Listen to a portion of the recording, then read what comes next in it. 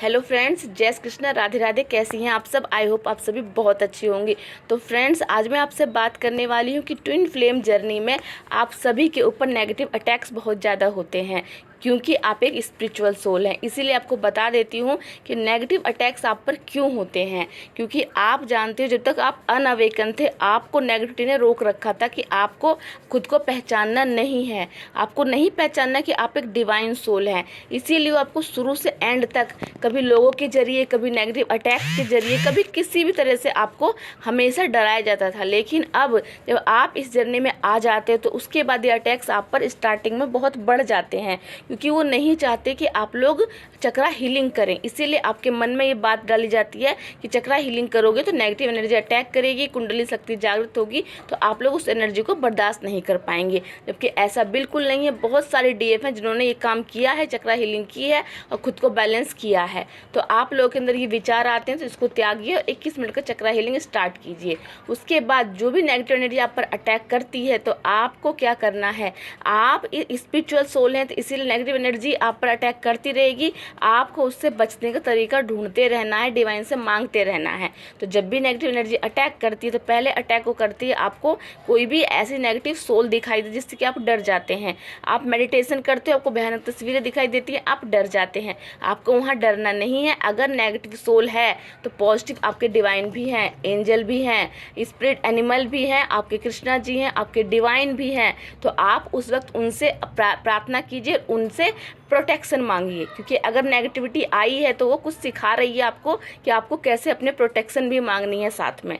ठीक है, उसके बाद आपको क्या करना है, आपको हनुमान चालीसा ऑलवेज रट लेना है कि आपको कभी भी कहीं भी जाओ, घबराहट हो, एंजाइटी हो, हाथ पैर ठंडे होने लगे, घबराहट होने लगे, डीएम को ज़्यादा याद आने लगे, तो आपको हर वक्त हनुमान चालीसा पढ़ के, क्योंकि इससे क्या होगा, एनर्जी हाई हो जाएगी, आपकी हाई एनर्जी हो जाएगी और आपके हनुमान जी आपको प्रोटेक्शन प्रदान करेंगे। उसके बाद आपको क्या करना है, आपको हर वक्त स्टार्टिंग की जर्नी में बहुत सारे स्पिरिचुअल प्रैक्टिस हमें करने होते हैं। तो उसमें आपको दुर्गा कवच को बिल्कुल हर वक्त आप दुर्गा कवच का पाठ स्टार्ट कर दीजिए, क्योंकि ये पाठ जो होता है आपको प्रोटेक्शन प्रदान करता है, आपकी ऊर्जा को, जो आप स्पिरिचुअल प्रैक्टिस करके ऊर्जा अर्जित करते हैं। अचानक से होता है कि आपके घर में कलेश होने लगता है, घर में लोग लड़ाई करने लगते हैं, कुछ भी नेगेटिव चीज़ हो जाती है जिससे कि आपकी एनर्जी स्टक हो जाती है वहाँ पे और आप वहाँ फंस जाती हो और आप वही सोचते रहते हो, ऐसा क्यों हुआ, ऐसा क्यों बोला, ऐसा क्यों करा।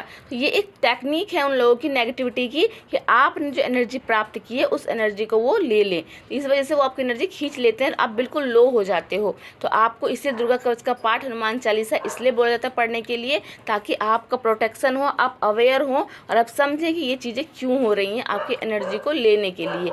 उसके बाद अब आपको क्या करना है, आगे आगे जब भी आप कहीं बाहर जाते हैं तो आपको याद रखना है, आपको हमेशा आ जपा जप करते रहना है।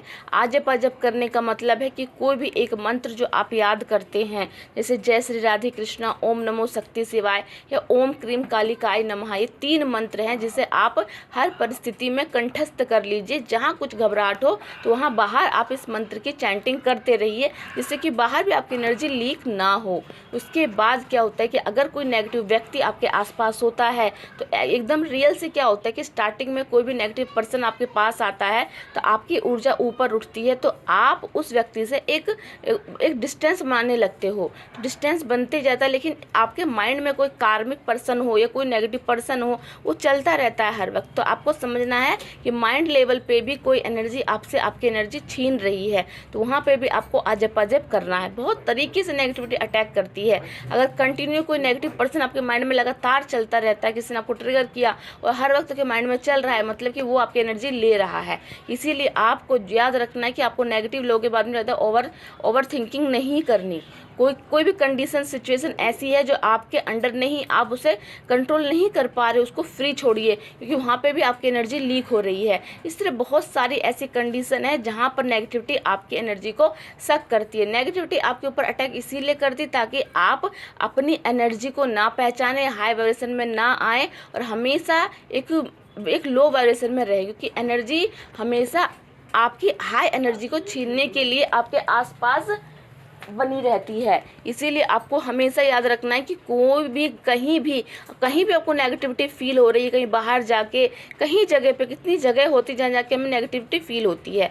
और आपको सबसे इम्पोर्टेंट बात, जो भी अभी अवेकनिंग के प्रोसेस में आए हैं, तो आपको जितना हो सके उतना ऐसी जगह जहाँ नेगेटिविटी होती है, जैसे अस्पतालों में, सरकारी अस्पतालों में, जहाँ पे ज़्यादा इमरजेंसी ना होता, आप वहाँ पे मत जाइए, क्योंकि इससे भी वहाँ आपकी एनर्जी लो हो जाती है। क्योंकि बहुत सारे पेशेंट होते हैं, बहुत ही लो वाइब्रेशन में होते हैं, और आप उनसे देखते हो, वो आपसे बात करे चाहे ना करे, आप उससे कनेक्ट हो जाते हो, देख के आपकी वाइब्रेशन लो हो जाती है। इसीलिए आपको वहाँ जाने से बहुत ही ज़्यादा ही इम्पोर्टेंट हो तभी जाइए, नहीं तो मत जाइए, क्योंकि ऐसे आपकी एनर्जी वहाँ लीक हो जाती है। उसके बाद जहाँ भी कोई नेगेटिव चीज़ हो रही है, कहीं कोई नेगेटिव खबर आ रही है, कुछ भी चीज़, आपको वहाँ से भी अपने आप को बचाना है, क्योंकि हर जगह से नेगेटिविटी आपको हमेशा लो करने के लिए ही रूप बदल बदल के आपके आसपास घूमती रहती है।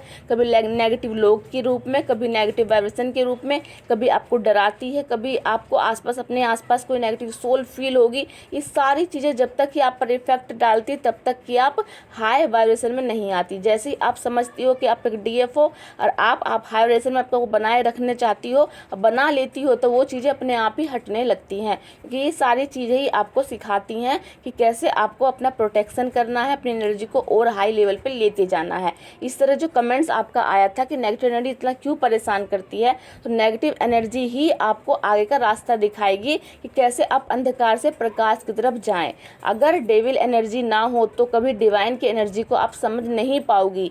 आपने देखा होगा कि अगर राम जी थे तो रावण भी था, अगर रावण का अंत नहीं करना हो तो राम जी नहीं आते। इसलिए अगर नेगेटिविटी एनर्जी नहीं है तो पॉजिटिव एनर्जी क्यों आएगी। अगर आप अपने अंदर की पॉजिटिव एनर्जी को जगा रहे हो तो मतलब आप नेगेटिव एनर्जी का अंत कर रहे हो। तो आई होप आपको समझ में आया कि आप पर इतनी नेगेटिव एनर्जी अटैक क्यों करती है। चलिए फ्रेंड्स, मिलती हूँ नेक्स्ट वीडियो में। जय श्री कृष्ण, राधे राधे।